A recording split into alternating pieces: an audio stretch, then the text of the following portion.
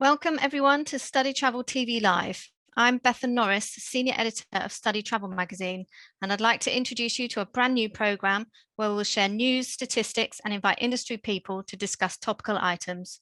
A couple of housekeeping points before we get started. Firstly, please don't unmute yourself unless a StudyTravel team member unmutes you. Hello everyone, I'm Matthew Knott, News Editor of StudyTravel magazine. For the best viewing experience, please put the call in side-by-side speaker view. You will see an icon in the top right corner where you can select the view.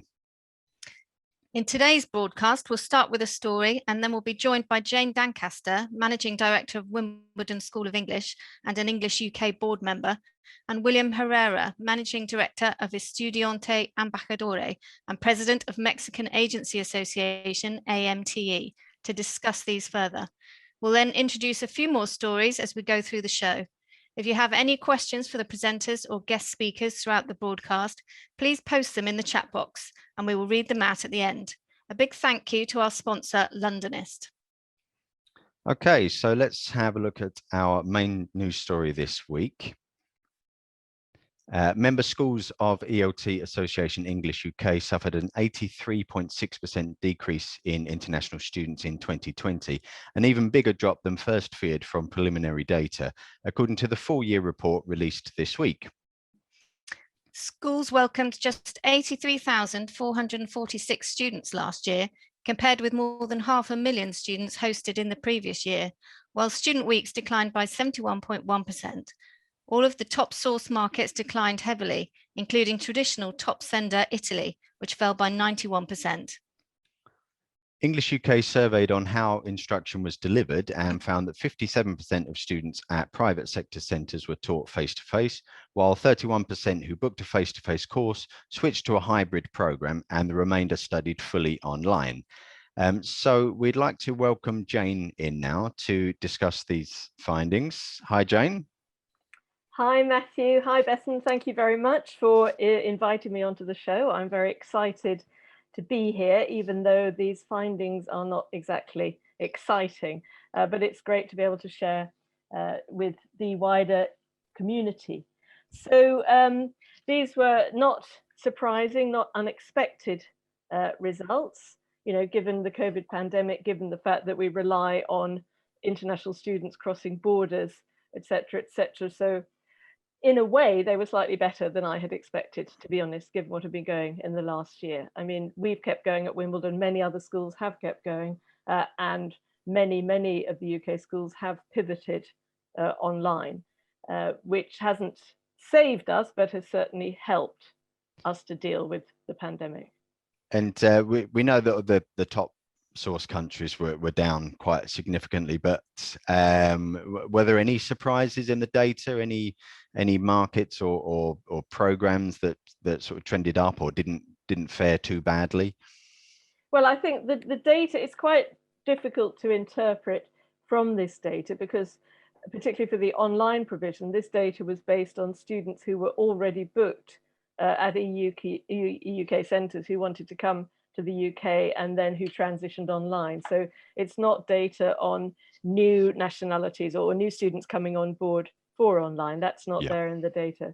But as an online provider, we have had a lot of very gratifying surprises about nationalities that will study online. So countries where they traditionally can't come to the UK or come easily, such as Iran and Iraq, other countries that we don't consider normally to be source countries, such as Cameroon, we've had Afghanistan, India, Pakistan. So it's definitely opened it up. The online provision has opened it up, but it is a completely different marketplace, of course.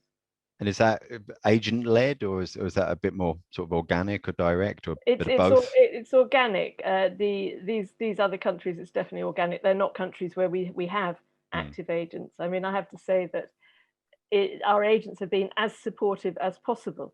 The traditional market for us and for the agents are looking for the UK experience. I mean, this is one thing that the pandemic has really taught us. We are not just teaching a language, which I think we knew anyway, but this has really hammered home the fact that students are looking for the whole cultural experience of going to another country, and agents are key with that as well. But I think we've all been a little lost as to how to sell online, because we're up against companies like Duolingo, like Rosetta Stone, Google, Microsoft, and the client doesn't understand that what we and many other schools are offering is not the same as those mechanistic, exercise-led asynchronous programs. What we're all offering is the live, synchronous, very exciting experience. So we've learned a lot. It's not, I think we will all stick with the online, but we need to wait to see what the data tells us in a year's time when we've looked at the online provision more closely. Okay. And have you noticed there's any particular online or hybrid courses that have been particularly interesting or groundbreaking in the last year? Well, I think, as would be expected, the professional courses, so courses for people who haven't got a lot of time to come to the UK. So we have a lot of one-to-one provision with people, a lot on our medical courses. So probably helped by the fact that we also offered free courses to medical professionals for quite some time as our little bit of COVID help. And also teacher training going forward as well, because again, teachers often don't have the time to come to the UK or the finances. So yes, I think it's opened up to new markets, and it's definitely here to stay for us at Wimbledon. And I know for many of my friends in other schools throughout the world, we will keep the online provision. Okay, well, next up, the government of New South Wales in Australia is advancing plans to the federal government to bring international students back. The state hopes to bring a few hundred higher education students initially to prove it a safe model. StudyTravel magazine understands the proposals involve a student accommodation residence to be converted into a dedicated quarantine facility and special flights to be chartered by the industry, and the federal government will need to approve these plans. So if we could bring in William at this point, please. Okay, welcome to StudyTravel TV, William. Hello, Matt. Hello, Bethan. Thank you for having me.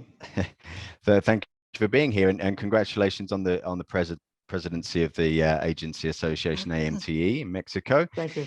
And I hear that Felka are very pleased to welcome AMTE back in as a member too. So that's very good. We're very happy. We're very happy to be back. Good stuff. Okay, so in our agency survey on Mexican agents published in May 2021, so it's in our current issue, it would seem that Australia was completely out of the market for Mexican agencies at the moment, and their share of students was absorbed by the UK, the USA, maybe Canada as well. Would you agree with these findings about Australia? Yes, totally. And it was a shame because Australia we had seen a significant increase in the past years to Australia. Obviously, going to Australia is a long flight, and you have to take into consideration like longer stays in order to be there. So this COVID really affected the way Australia has been seen in Mexico, at least. Okay, and do you think this will be a permanent shift in student destination choices? Do you think Australia will become a bit forgotten in the future, that students will have moved on and moved elsewhere? It all depends on how the student perceive how the country is welcoming them. If the student believes or thinks that perceives that the country is open to receiving international students, certainly that would not affect that much. Right now, I think that's not the case in Australia. What we've seen right now is that it is closed, and it is going to be closed until January. So obviously other countries such as the US, UK, or Canada are moving into other directions. So that's going to be a hard effort for Australian schools to really allure back the Mexican students, I think. How long do you think it might take Australia to recover its market share once it does reopen? It's very difficult to say because it all depends on how they come out and how do they make the marketing, the strategy to attract students back again. I think it has been a very strong blow for everyone. Like Australia just closed its borders, so it's very difficult to promote it as an agent. It's very difficult to promote it. And even the agencies that were only specializing in Australia, they have to diversify into UK, into Canada, into US, into other countries as well, because if not, they would not survive. So I don't know, it's a very difficult question to answer, how long it's gonna take, because it all depends on how flexible the prices are gonna change or not, how the programs are gonna adapt or how they're gonna continue. I think the bright side on that is that the student that wants to go to Australia is a long-term student, at least from Latin America. So if they come out with a good strategy to attract this kind of student, I think they will be able to get back some of this market share. But they really had to put a good effort in terms of both the schools and the country itself. Okay, thank you very much. Let's have a look at another story. And the StudyTravel magazine agency survey of Mexican agencies that we just mentioned showed that Canada has solidified its position as the #1 choice for Mexican students, with Canada increasing its market share for language programs by nearly 50%. In a report by Navitas of 855 agencies, Canada also ranked highest for being open and welcoming and for perceptions of safety and stability, according to agents in the survey. However, visa processing times and quarantine capacity may be barriers for the forthcoming year, agents said. And similar findings came from a Languages Canada survey of agents and schools on the language sector released this week. So, William, our agency survey on Mexico showed that more than ever, Canada has consolidated its position as a #1 destination for Mexican students. What have the schools and the government there been getting right in these changed COVID times? What have they done right? You know, it's a combination of factors. Obviously, these are not only like 2020 data, that the trend that we have in the past years. Although in the US, we had Trump. So obviously it wasn't a very attractive place to be in the US. I think that the US has regained some attractiveness right now with the different government, or also how they manage the COVID vaccination. On the other side, the UK, that was the second one, we have kind of a similar approach into that, probably not as aggressive as the UK, as the US, certainly not even aggressive. But as I mentioned with Australia, the Canadian government and the schools are perceived to be very welcoming. They have done really good marketing in place with in-country representatives. So the time of response and everything is I think better than than other countries. What affected right now this year, at least in Mexico, is that the back has been closed, where the back is the place where the students have to go and get their visa. And right now, if someone wants to go to Canada, they have to go either to the US or Guatemala to get their visa. Right now, they just announced that actually 3 days ago, they just reopened the VAC. So that, I think that is gonna obviously energize the student market in Canada. For Mexicans, if you go less than 6 months, it's very easy to go. You don't need a visa. So it's fairly easy. The same with the UK. So you don't need a visa. So it's something that certainly helps to attract more students. For the longer ones, again, you need to go to the process of visa. And as long as the country and the schools are working together, sending the same message of welcoming the students, I think that Canada has done a really good job there. And that's something that other countries that wants to get into the Mexican market and increase their share, they have to take that into consideration. But right now, Canada, yeah, is doing a really good job in that. And right now that the back is back open, I think that they're going to be again on the #1 in our list. Okay, and what about quarantine procedures in Canada? Are they proving to be a barrier at all? Yes, certainly, but that affected, I think, overall in other countries as well. So yeah. probably not in the US. The US was, that was, I think that if we do a survey in 2021, the US will be a little bit higher because the US never closed, and they welcome by airfare anyone. And right now with the vaccination open to anyone, I think that attracts more people. So yes, it affected, but as it was not the only country, everybody had some quarantine of some kind. I don't think it's going to affect the numbers in that, because wherever you wanted to go from Mexico, except the US, if you wanted to go to Canada, if you wanted to go to the UK, there was some kind of quarantine and uncertainty as well. So that didn't change the perception or the decision of the student who wanted to go to Canada. Jane, is there anything that Canada has done that you would have liked to have been done in the UK? Well, there's a lot that the Canadian government has done to help their organisations through the COVID times that I'd like to have seen done in the UK. Looking back over the last few years, the Canadian and the Australian governments and the Irish governments have all been incredibly supportive of our sector, and put out the message to the world that international students are welcome. Now, international students are also incredibly welcome in the UK, as those of you that come to the UK know.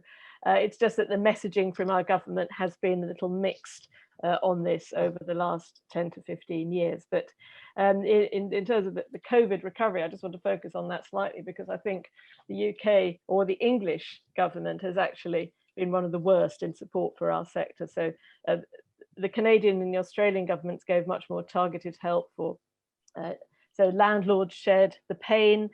They supported salaried workers, so it wasn't just for the furlough. The German government matched turnover. I heard that Lufthansa received 8 billion from the German government to help them through COVID.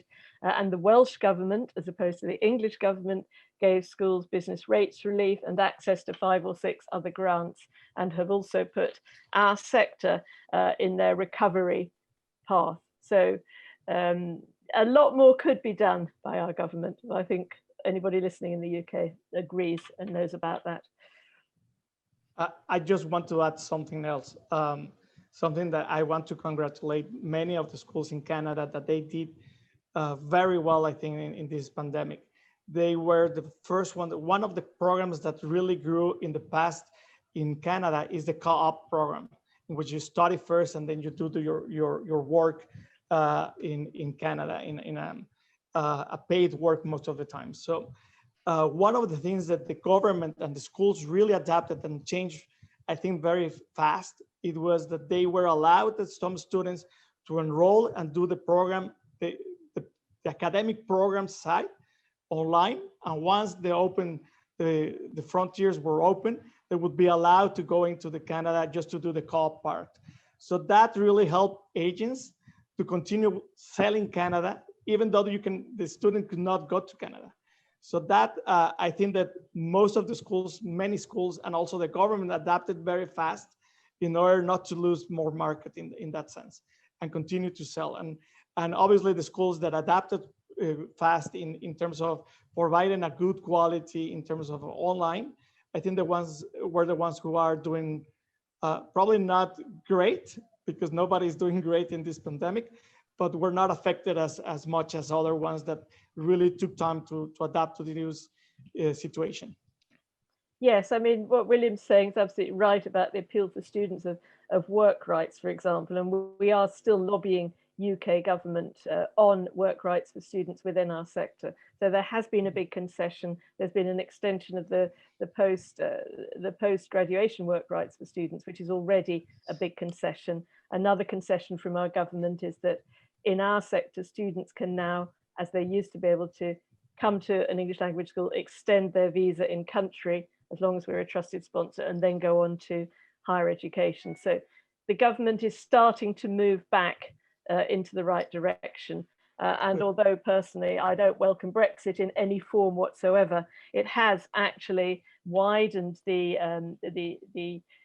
entry possibilities for students from many different nationalities. They've simplified the access program for the visitor visa up to 6 months. There are a large number of non-visa nationals who can now just come straight in and study with us for up to 6 months, no questions asked, which is fantastic. So that is an improvement. They're on the right track. Fingers crossed that they continue. Yeah. Very good. Okay, thank you. So moving on now, we're going to move to Malta to see what they've been doing. The Malta Tourism Authority has recently confirmed a promotion that will see ELT students receive a €10 voucher each day to spend in local stores. The government has set aside €1 million for the scheme, which has been welcomed by the sector. Now, Jane, €1 million means the students staying for the Maltese average of 2.3 weeks would be spending about €140 each in the local shops. And this budget would cover, therefore, about 7,150 students. Can this sort of initiative make a positive difference, do you think, in attracting students to a destination? Well, I think it's a great initiative. I think it's attractive. I'd be attracted, pocket money, spending money every day. I think it's very clever of the Maltese government because it's helping different sectors at the same time. Yeah. So it's helping the language travel sector. It's also helping the local shops. It's a voucher scheme, so the money goes straight back into the Maltese economy. So that's fabulous. However, unless the borders are open, unless students can get in, it's actually not going to help. But it does show that the Maltese government have a very good recovery plan, and they are including the language travel sector in their recovery plan. Unfortunately, as far as we can see, UK government doesn't have a recovery plan that includes international students or our sector. English UK has published an excellent roadmap to recovery with our asks, but we still haven't managed to get government to listen. So I think once again, on the recovery plan, we're falling behind the Maltese government, the Welsh government, and I don't know how many other governments. William, would this make Malta more attractive for your clients? Yeah, certainly. We had in 2020 in my company, we had our first group to Malta. So it was going to be, we were very excited to have. Obviously, we are looking and as agents, we're looking to expand new destinations, and probably they will not have the numbers of the US or Canada, certainly not, or Ireland or UK, but there are a few adventurers that wants to try something new. And Malta really, we had a very good group, probably of 40 students. It was going to be our first one. We were very excited and everything, and obviously with the pandemic we had to cancel, and we had to cancel as well. We postponed it to 2021, and we had to postpone it, I don't know, indefinitely right now. But these kind of things, I do agree with Jane. They're very creative. I think it kind of proves that the Maltese government is thinking out of the box and putting the money where it can just be a revolving, because they're helping in several ways. So yeah, telling a student that he's gonna be there for a month and they're gonna have €300 to spend, is obviously it's something that's gonna help them for us to is something attractive. And I would hope that other countries would do the same. I think this is something that you have to learn. Probably Malta is a little bit smaller and they can have this amount, but yeah, I think that is a great initiative. I really congratulate the Maltese government on that. Thank you. Okay, so another story now. The European Commission has announced an agreement that will see its digital COVID certificate scheme implemented from the 1st of July. The certificate should enable internal travel within the EU, by showing vaccinations, negative test results, and recovery from the virus. The European Council has also adopted a recommendation that non-EU travellers who are fully vaccinated be exempt from travel restrictions, and also that the threshold for the EU safe list of countries that can travel for non-essential purposes be increased. So Jane, there's been a fair bit of pushback against the idea of a digital COVID certificate, which is also referred to as a COVID passport in the UK, with such initiatives being termed discriminatory for those who choose not to be vaccinated or those who are unable to have a vaccine. What are your thoughts on this? Well, speaking from my personal experience, for many years I've traveled around Latin America, and I think most viewers will know that to travel between different countries, some countries in Latin America, you needed a yellow fever certificate. That was never a problem. I just got the vaccination and took the certificate with me. So I think in terms of international travel and easing travel between countries, personally, and I can only speak personally, I don't think it's a problem, and I don't think it's discriminatory. However, there were issues with our government starting to say that you would need the certificate in order to go to the pub, or maybe to go to the shops, or to get a job. Now that does become trickier. And however, the certificate, what form it takes, there of course needs to be exemptions for those who are allergic, who can't have the vaccine for different reasons. And I believe that's happening at the moment in the EU, that you are exempt if you need to show a PCR test, or that you've had COVID, or there are exemptions. So as long as the exemptions are robust and in place, and as long as it's not used for every little tiny thing you want to do in life, but just for travel between countries, then I think it's a good idea. I welcome anything that will help us to move between countries again. William, has this kind of system of digital passports, certificates for COVID, has that been suggested in Mexico or Latin America more widely? No, it hasn't been suggested. But I totally agree with Jane. I also travel around Africa, and I had to get the yellow fever shot, and I had to travel with my yellow passport in order to move around the countries, and that didn't seem a problem. If you wanted to go to those places, you had to have the vaccination, and that's it. So I do agree that if this is something that's going to get us back to some normality and travel around, I think I welcome the idea. Again, with what just Jane said, that all this exemption has to be very robust. But there are some ways. There are the PCR test negative, and that's it. I think that getting into places and showing, I think is going to be difficult, but just moving around countries, I think that is something that is going to help us as agents as well to promote better the country. I was saying, yeah, most of them, they're with your vaccination, you can get into, no quarantine, no anything else. I think it's going to be a great to see that in 2022. Okay, thank you.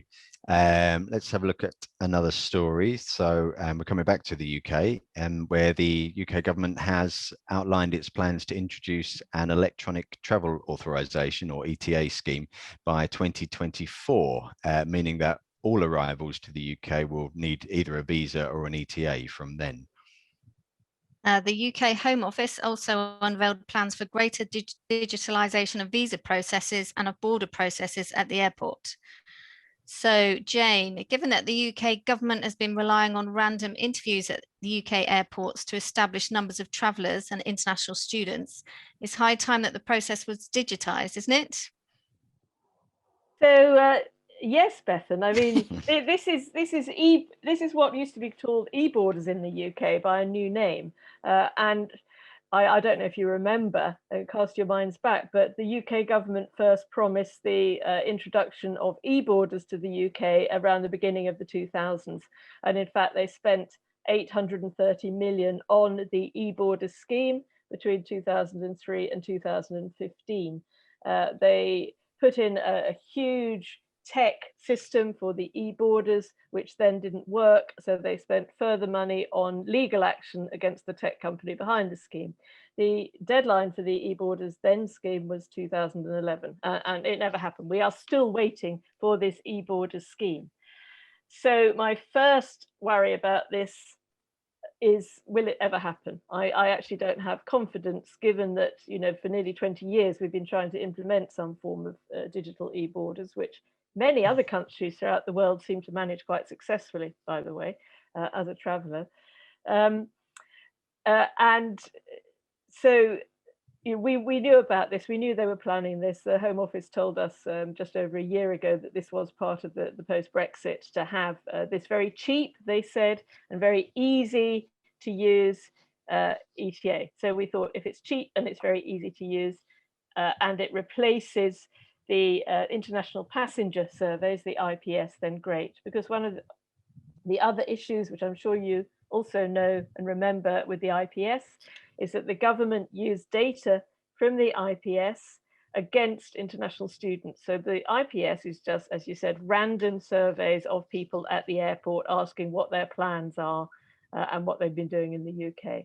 The data extrapolated from that was used to imply that international students were overstaying their welcome in the UK. There was a figure of at least 50,000 a year overstaying their welcome.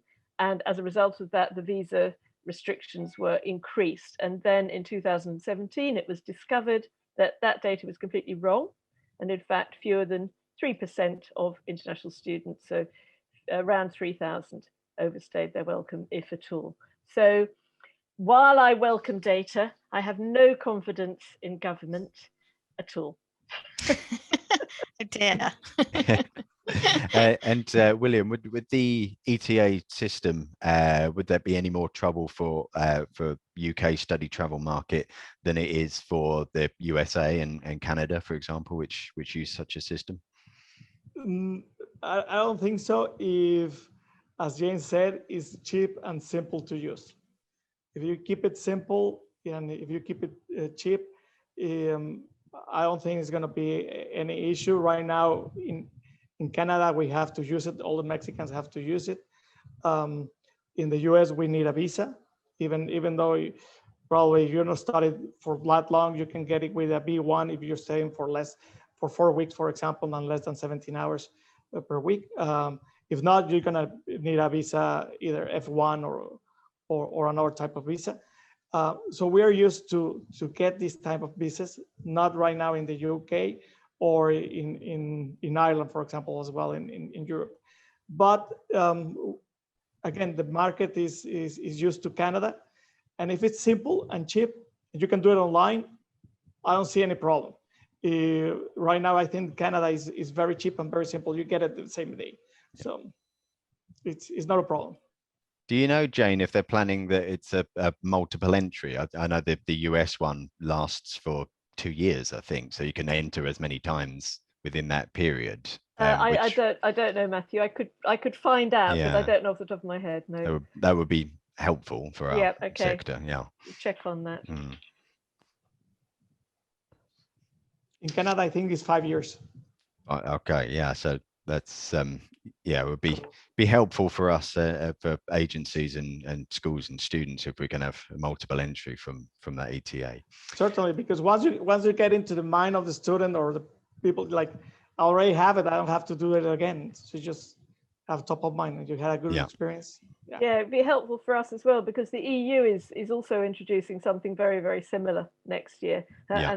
And so us Brits, we're going to have to do that. So if we'd like the EU one to be multiple entry, and I'm sure they're all talking to each other on this. So it would be very positive. Okay, so let's have another story. It's related to what we've just been talking about, I guess. So UK ELT provider ABC Languages announced a plan to cover the visa fees of any non-EU students who are resident in the EU and would need a visa to travel with their class or their school group.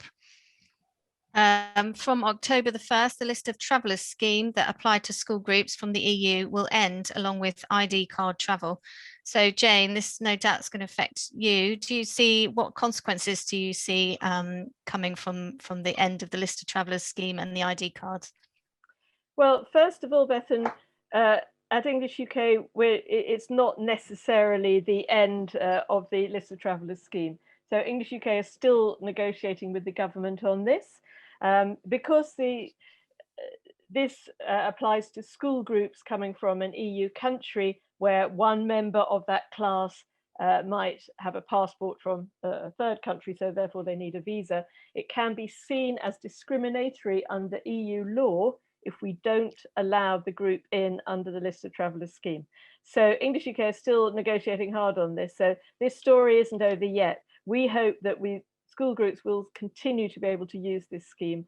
And there is also the Council of Europe Collective Passport Scheme, which is another group scheme that many EU nationals can use. So congratulations, ABC, for your initiative, but it might not actually be necessary. We hope that won't be necessary. Keep your fingers crossed on that one. Yeah. But it's not a big concession by government if they allow that, I think, because also groups are not seen as dangerous in terms of illegal immigration.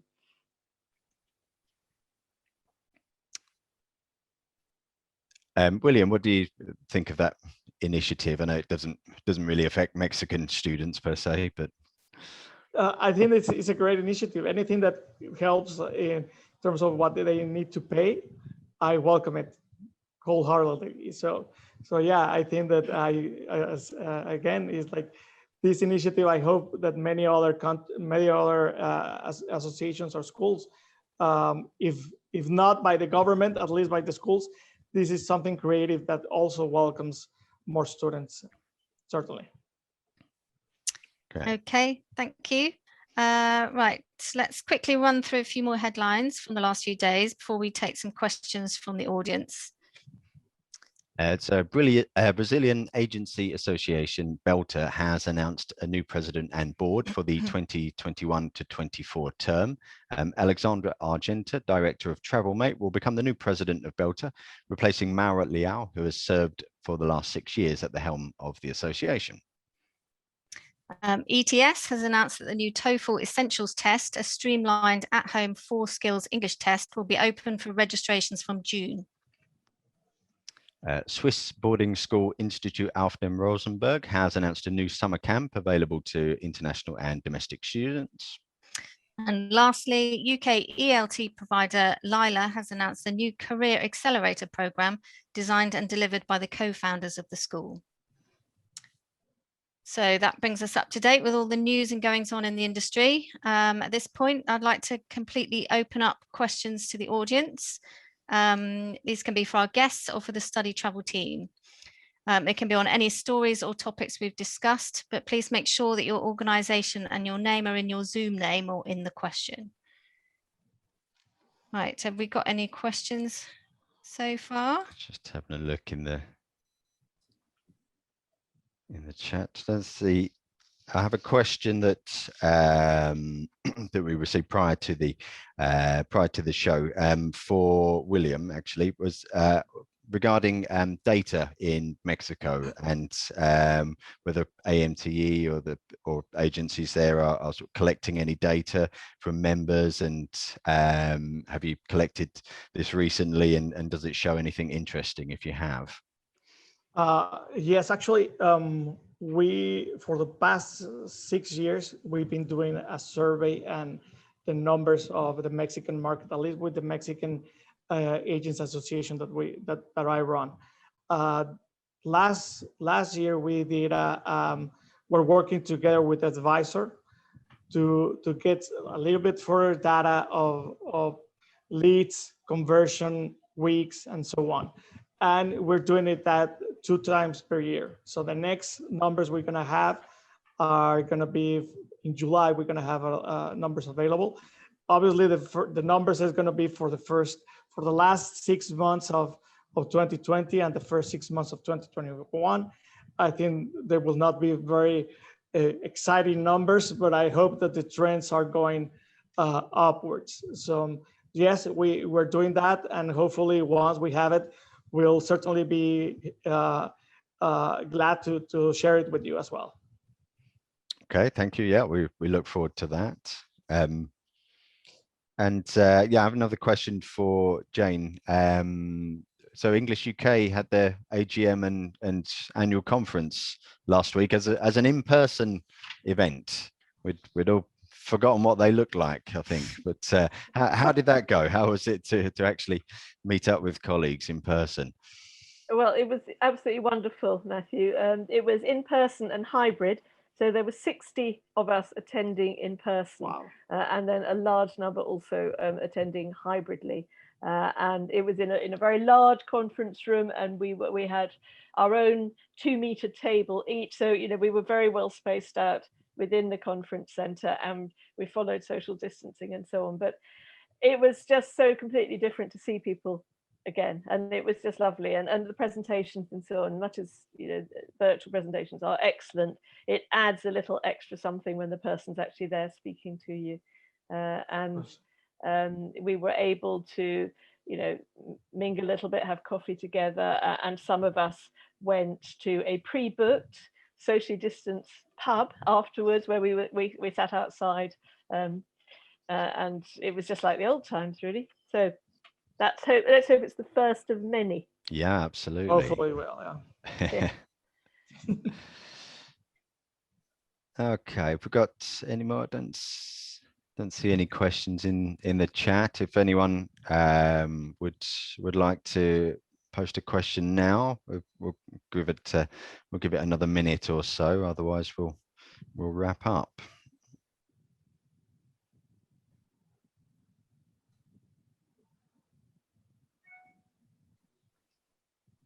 What are the current restrictions in Mexico, William? Are you allowed to? You're allowed to meet up?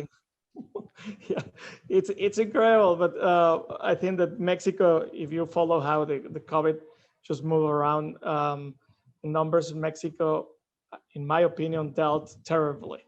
So we had officially we're almost 250,000 people dead by the COVID. Extra officially, almost 600,000. So it's terrible. It's a terrible situation right now. The vaccination is going apparently smooth. Actually, I just vaccinated my mother yesterday in the second phase, second shot, and everything is going relatively smooth in that sense. But at least the last 3 weeks, have been traveling around to Mexico City, to Guadalajara, and you see people like back in normal. Many people without the mask. Restaurants full. I think again, this is my opinion, next week we have elections. So obviously the government do not want to lock down anyone. So it's kind of release many restrictions, almost the whole country. We are right now managing on a light like thermometer. So right now we have most of the country is in green and yellow.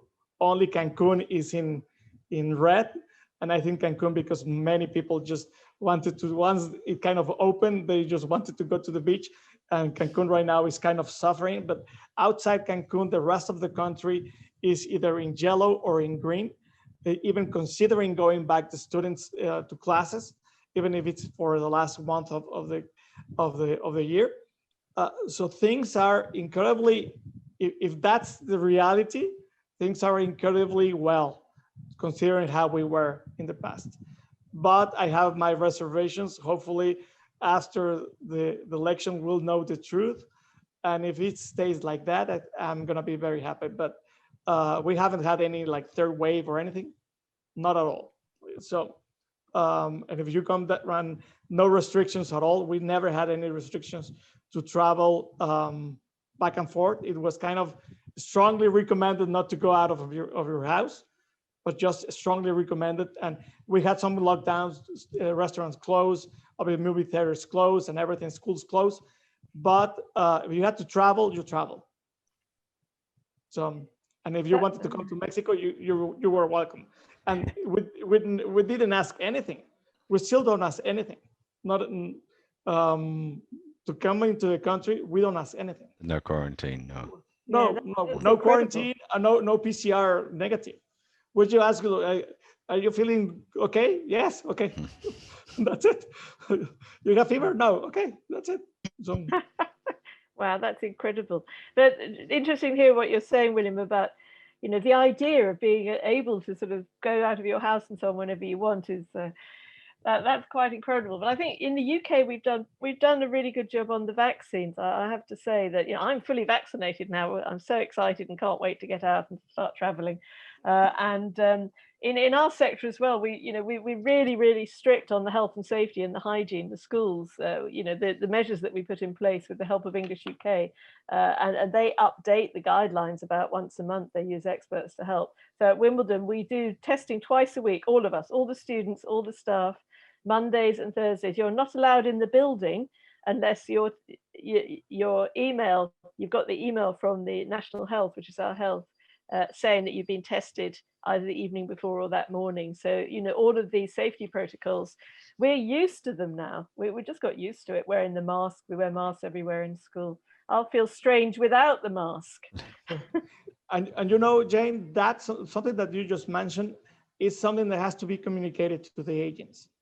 Probably we take it for granted, but one of the questions that we receive is how is going to be, how is affected, like the pandemic, how affected the schools in terms of number of students, in terms of what can I do? Can I eat my lunch there or not? Is there like all these facilities that used to have and they were mingled? The students, can I talk to one, to two, or like those things have to be communicated to the agents, because we've been asked, and the more information the school can provide the agents, the better. And obviously, if that kind of goes related to what the country is communicating as well, it kind of helps everybody builds confidence. Right now, I think that after the pandemic and right now the 2021, people are getting used to that. We're gonna be adapting our life to new ways of living, studying, and being with each other. So we just need to be sure that we communicate the proper way. There are parents that don't care, but there are parents that really, or the students as well, they don't care, I just want to go and that's it. But there are others that they ask you a lot of questions, and in terms of quarantine, in terms of the number of students in the class, and also the social life. It's not only that they're going to study, they're going to live there, they're going to do some social. What can they do? What they are allowed to do. Yeah, the social is great in London. So our students this week, they went to the Museum of London.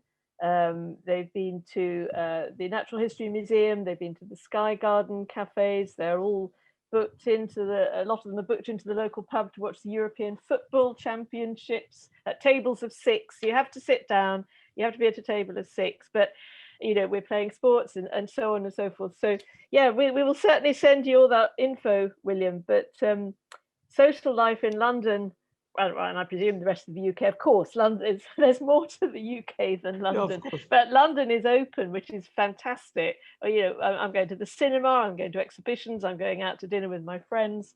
It's great. We're really happy, really happy about that. So exciting. And that's something not only for your school, but also for the ones who are watching right now or sharing in the schools. They have to share that information.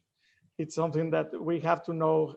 How's life in the other side, like social life and everything that revolves in terms of the with the experience that they will be living outside, well, in another country. Absolutely, will do. I'll send videos of myself all over London doing things with students. Okay, so I haven't seen any more questions come in, so that looks like the end of our Q&A, which brings us to the end of this week's StudyTravel TV Live. We hope you enjoyed it. If you'd like to come along to the next one, visit the StudyTravel TV Live page on the ST network, where you can find under the ST magazine section in the menu. We'll be announcing the guest speakers for the next broadcast on this page in the next few days, and you can also find the recording of this episode and past episodes in the listing at the bottom of that page. And finally, we'd like to say a big thank you to our special guests, William and Jane. And thank you once again to our sponsor, Londonist. We'll be hosting these broadcasts every fortnight on Friday. So the next one will be held on the 11th of June at the same time, 4 p.m. BST. We hope to see you there.